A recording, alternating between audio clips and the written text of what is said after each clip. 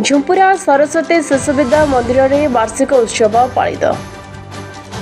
केन्दुझर जिला झुंपुरा ब्लॉक अग्रणी शिक्षानुष्ठान सरस्वती शिशु विद्या मंदिर विद्यालय परिसर में सोमवार वार्षिक उत्सव महासमारोह पालित हो जाइए। आयोजित 37तम वार्षिक उत्सव में झुंपुरा अतिरिक्त गोष्ठी शिक्षाधिकारी मुकुंद चरण साहू मुख्य अतिथि भाव जोगदे।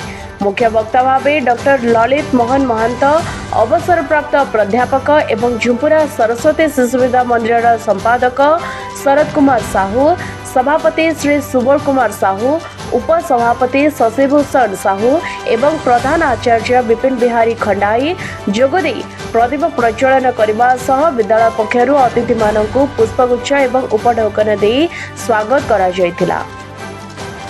विद्यालय संपादक शरद कुमार साहू वार्षिक विवरणी पाठ करथिले। छात्र छात्री को समयानुवर्तिता, नियमानुवर्तिता एवं सहिष्णुता हेबा सह शिक्षा, शिक्षक एवं शिक्षालय मध्य उत्तम संपर्क स्थापन हेले उत्तम नागरिक गठन संभवपर।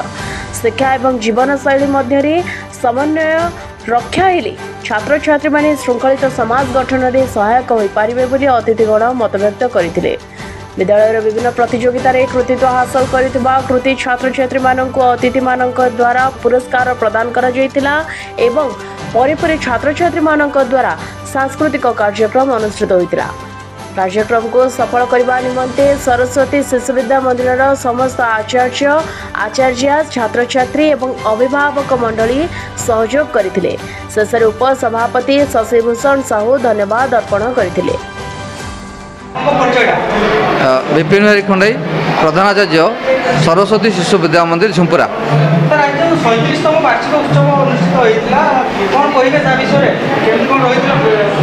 आमर ए अनुष्ठान एक भारतीय संस्कृति परंपरा आधारित एक अनुष्ठान जे प्रत्येक वर्ष आम वार्षिक उत्सव हुए। पिला माने अंशग्रहण करती। शिशु प्रारंभ ठारू 10म श्रेणी पिला माने नृत्य गीत एवं विभिन्न कार्यक्रम से योग इत्यादि प्राणायाम भी कर देखाती।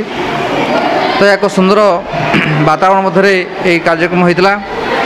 एथिरे आजिकार जो मुख्य अतिथि थे आमर जो एबीओ अच्छा मुकुंद चरण साहू से जोगदे। से मुख्य वक्ता भाव में आम केन्दुझर जिलार शिक्षा विकास योजनार केन्दुझर जिला प्रमुख मानसिक ललित मोहन महंत महोदय। सभापति भाव में आमर सुबोध कुमार साहू आम विद्यालय सभापति जे थे से करते। संपादक से भली आमर शरद कुमार साहू थे। उपसभापति शशिभूषण साहू उपस्थित थे। प्रथम प्रारंभिक पर्यायर शिशु प्रारंभ तृतीय श्रेणी पिला रंगमंच कार्यक्रम होता। तत्पश्चात आमर सभा कार्य कराइला। तापर चतुर्थ श्रेणी 10म श्रेणी पिला रंगमंच कार्यक्रम अनुष्ठित है। यह एक सुंदर कार्यक्रम। पिला माने खूब उत्साह सहित आनंदर सहित भाग नहीं। आ पिला माने बहुत खुशी। पिला भी जो मैंने ब्लॉक स्तर आमर जो सरकारी वृत्ति पाइथिले बा NRTS पाइथिले एवं क्रीड़ा जो मैंने चैंपियन थे से भी आज कार्यक्रम में पुरस्कृत करागला। झुंपुरा रंजन बेहरा रिपोर्ट के पब्लिक न्यूज।